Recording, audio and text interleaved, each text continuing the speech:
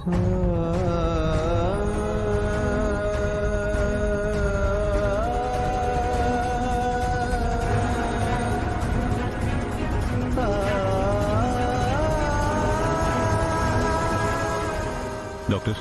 ఆయనకి ఎలా ఉంది? ఆయనకి మీరేమవుతారు? ఆయన మాకు బాగా కావలసిన వాడు, మా కుటుంబ సభ్యులాంటి వాడు. జరిగిన యాక్సిడెంట్ వల్ల తన తలకి చాలా బలమైన గాయమైంది. ఆపరేషన్ చేయాలి. ఎంత డబ్బు ఖర్చైనా పర్వాలేదు డాక్టర్, ఆయన బ్రతకాలి, బ్రతికి తీరాలి. ఓకే అండి, మా ప్రయత్నం మేము చేస్తాం. మీరు ఫార్మాలిటీస్ పూర్తి చేయండి. అవన్నీ నేను చూసుకుంటాను. Okay sir.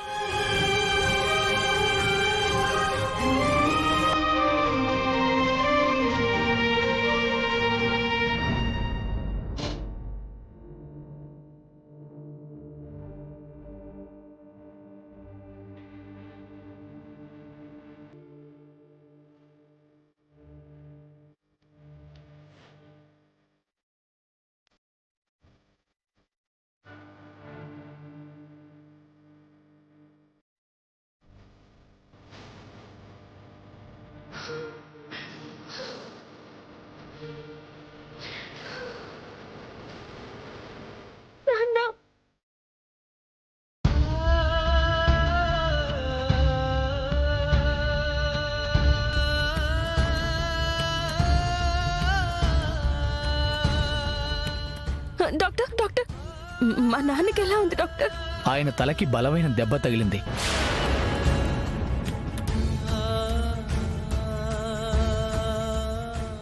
మేడం, అన్నట్టు ఆయన్ని తీసుకొచ్చింది ఎవరు? ఆయనకి మీరేమవుతారు? తెలీదు డాక్టర్ గారు. మరి ఆయనేమో మీ నాన్నగారు బాగా తెలిసినవారు, తన ఇంట్లో సభ్యుడు లాంటి వారు, ఎంత ఖర్చైనా పర్వాలేదు ఆపరేషన్ చేయండి నేను చూసుకుంటానన్నారు. డాక్టర్ నిజమా? ఇప్పుడు ఆయన ఎక్కడున్నారు డాక్టర్? ఫార్మాలిటీస్ పూర్తి చేయడానికి కౌంటర్ దగ్గరికి వెళ్లారు. అవునా? అవునమ్మా.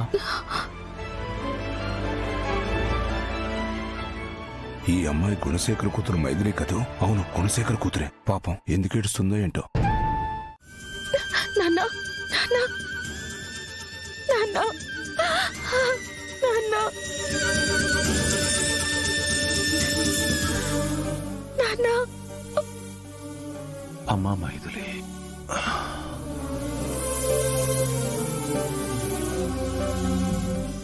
అమ్మా మైథిలి, నేను చచ్చే లోపల నాన్న నీకో నిజం చెప్పాలనుకున్నానమ్మా. నా ఊపిరి ఆగేలోపు నువ్వు ఊపిరి పోసుకోవడానికి కారణమైన వాళ్ళ గురించి చెప్పాలి. నాన్న నాన్న ప్లీజ్ నాన్న, మనం తర్వాత మాట్లాడుకుందాం. నువ్వు స్టెయిన్ అవ్వకు. లేదమ్మా, పొరపాటున నా ప్రాణం పోతే నాన్న ప్లీజ్ నాన్న. కొన్ని నిజాలు నాతో పాటే సమాధి అయిపోతాయి. లేదు నాన్న, మీకేం అవ్వదు నాన్న. ఈ గుండె ఆగే లోపల ఆ గుండెల్లో దాచుకున్న నిజాలన్నీ బయటికి చెప్పాలమ్మా. నాన్న ప్లీజ్ నాన్న ప్లీజ్.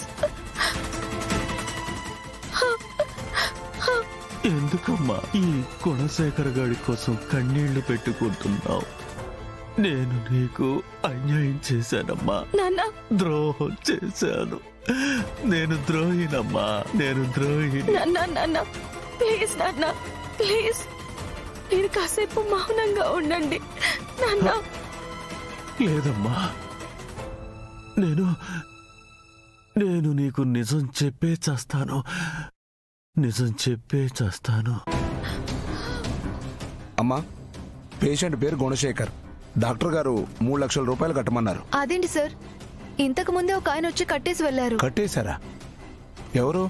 ఆయన పేరు తెలీదు సార్, ఇప్పుడే బిల్ కట్టేసి వెళ్లారు. ఎవరు కట్టుంటారు?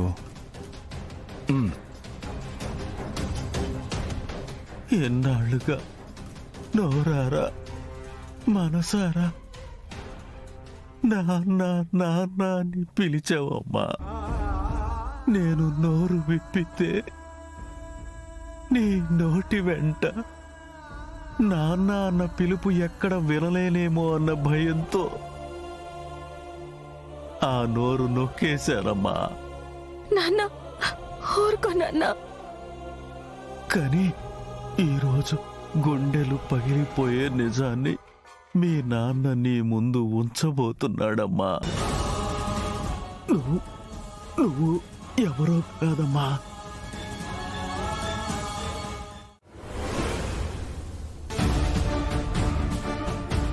ఏమైంది?